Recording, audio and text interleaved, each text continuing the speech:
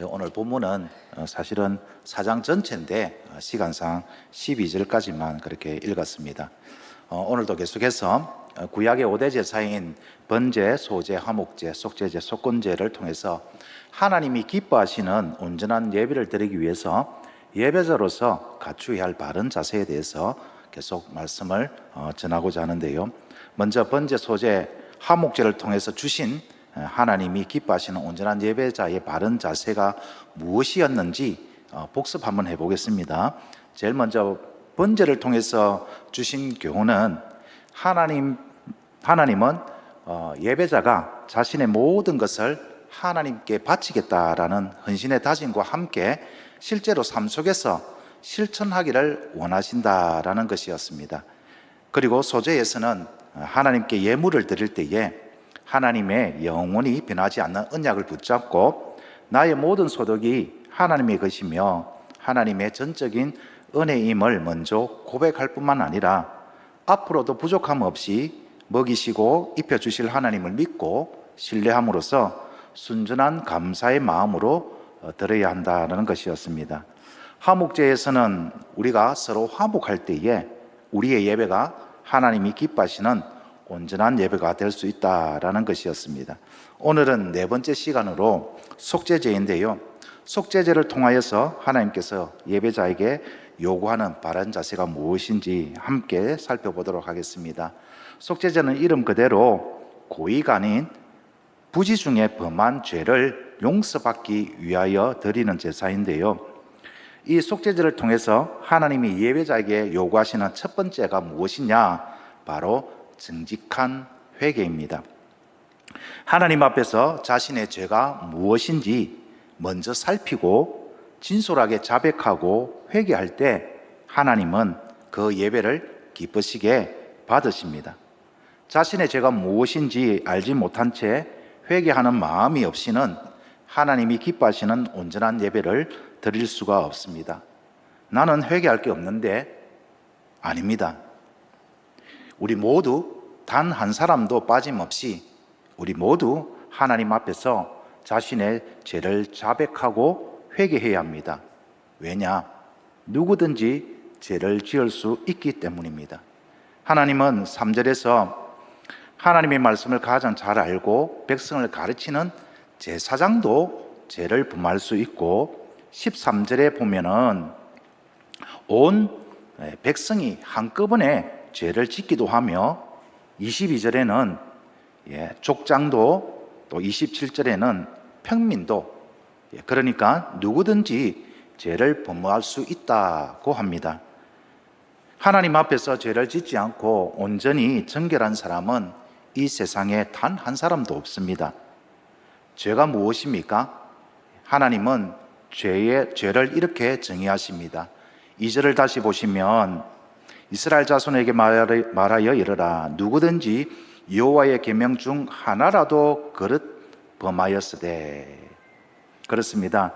하나님이 정의하신 죄는 하나님의 말씀을 하나라도 어기는 것입니다. 죄의 기준은 오직 하나님의 말씀입니다. 그래서 하나님은 설령 모르고 했다 하더라도 그것이 하나님의 말씀에 어긋났다면 죄라고 하십니다. 2절에 보면은 누구든지 여호와의 계명 중 하나라도 그릇 범하였으되, 이 그릇이라는 말은 잘못했다라는 의미도 있지만 부지 중에 모르고 지은 죄도 하나님의 말씀에 어긋났다면 죄라는 것입니다. 그래서 13절에 보면은 온 회중이 부지 중에, 또 22절에도 족장이 부지 중에, 27절에 평민의 한 사람도 부지 중에 하나님의 말씀을 하나라도 범하였다면 그는 속죄제를 드려야 한다라는 것입니다. 그렇습니다. 내가 모르고 한 것이지만 그것이 하나님의 말씀에 어긋났다면 그것은 죄입니다. 내 생각에는, 내 기준으로는 죄가 아닌 것 같지만 하나님의 말씀에서 벗어났다면 죄인 것입니다. 하나님 말씀에 하라고 하셨는데 하지 않았습니까? 그렇다면 죄입니다. 반대로 하나님 말씀에 하지 마라고 하셨는데 했습니까?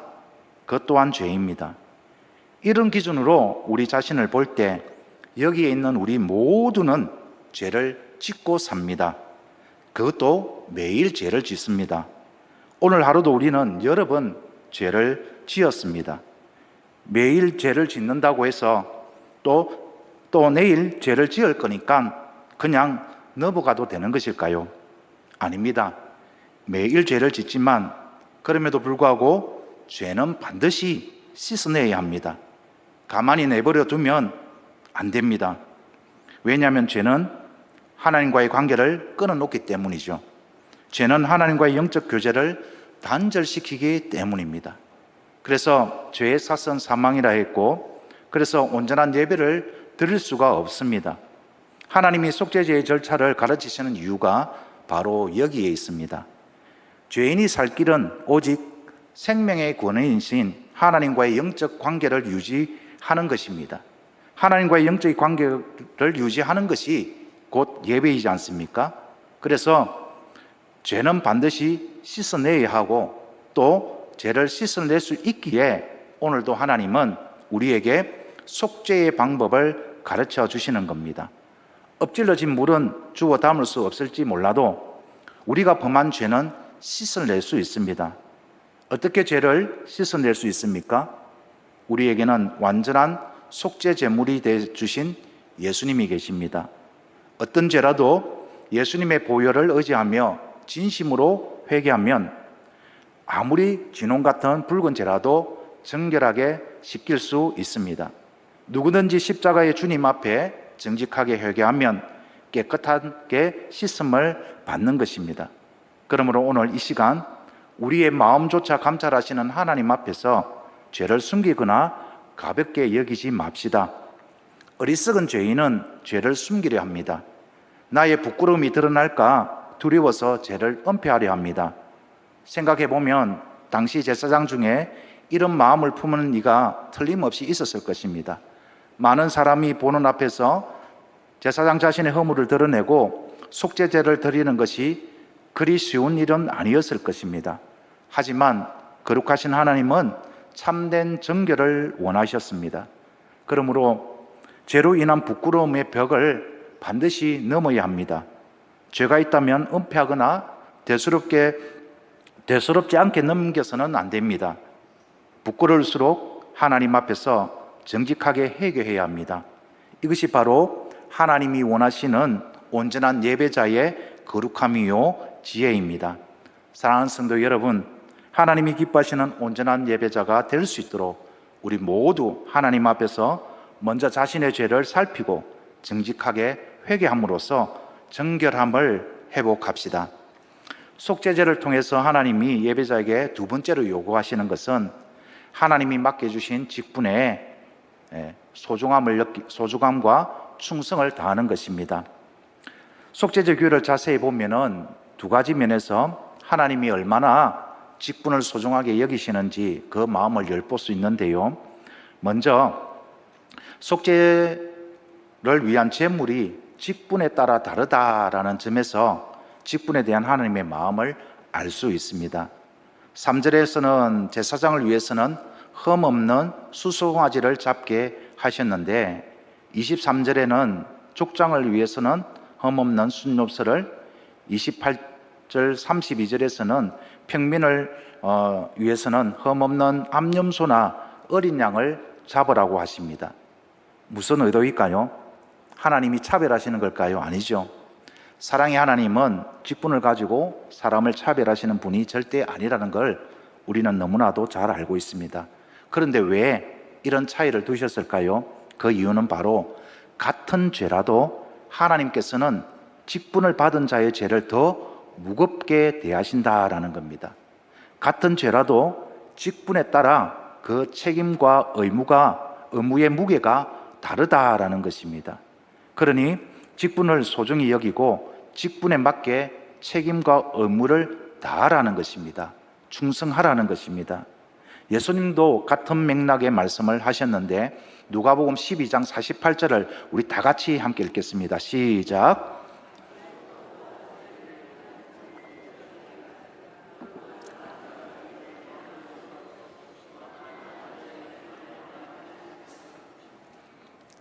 하나님께서 우리에게 직분을 주신 것은 우리를 믿고 또 그 직분을 통하여서 하나님의 뜻을 이루고자 함일 것입니다.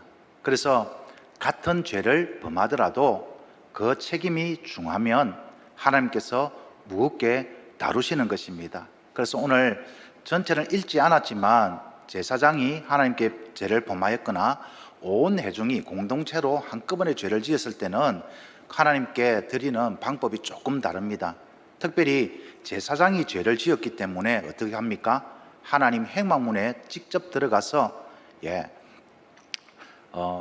휘장 앞에서 피를 뿌리고 향단의 뿔에 피를 바르고 하는 특별한 절차가 있습니다. 그렇게 두신 이유는 그만큼 직분이 중하다라는 것이죠. 그리고 또 온 회중과 족장과 평민을 위한 위한 속죄를 보면은 후렴구처럼 반복되는 문구가 있을 겁니다. 그걸 통해서 하나님께서 얼마나 직분을 소중하게 여기시는지 그 마음을 엿볼 수 있는데요. 20절을 한번 보시겠습니까? 회중이 죄를 지어서 속죄제를 드릴 때 누가 하나님께 속죄를 구합니까? 제사장이. 본인들이 하나님께 속죄를 구하는 것이 아니라 제사장이 속죄를 구하면 하나님께서 그들의 죄를 사하여 주신다 말씀하십니다. 26절에 보면 족장이 죄를 지어도 제사장이 그를 위하여서 하나님 앞에 속죄를 구하면 하나님께서 사하여 주신다 하셨고, 31절에 보면 평민이 죄를 지어도 제사장이 그를 위하여 하나님께 속죄를 구하면 그 죄를 사하여 주시는 것입니다. 35절에도 마찬가지로 어린 양을 드릴 때도 제사장이 그를 위하여 속죄를 하나님께 구하면 죄를 사하여 주시는 것입니다. 하나님이 속죄의 과정에서 제사장의 역할을 의미 있게 소개하시는데 그것이 무엇입니까? 제사장이 그 사람을 위하여 하나님께 속죄를 구하면 죄를 용서해 주신다라는 겁니다. 비록 같은 인간이고 제사장 역시 죄를 범할 수 있는 사람이지만 하나님이 그의 직분을 인정하시고 그 죄사함의 통로로 사용하신다라는 것입니다. 그렇습니다.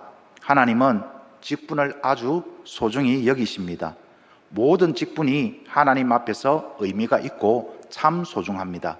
사랑하는 성도 여러분, 오늘 하나님께서 속죄제를 통하여서 우리에게 직분의 소중함을 말씀하시는 건 우리 각자가 받은 직분을 소중히 여기며 책임과 의무를 다함으로써 충성하라라는 하나님의 기대 때문일 것입니다. 이런 의미에서 오늘 저는 여러분과 함께 하나님 앞에서 두 가지 다짐을 하면 좋겠습니다.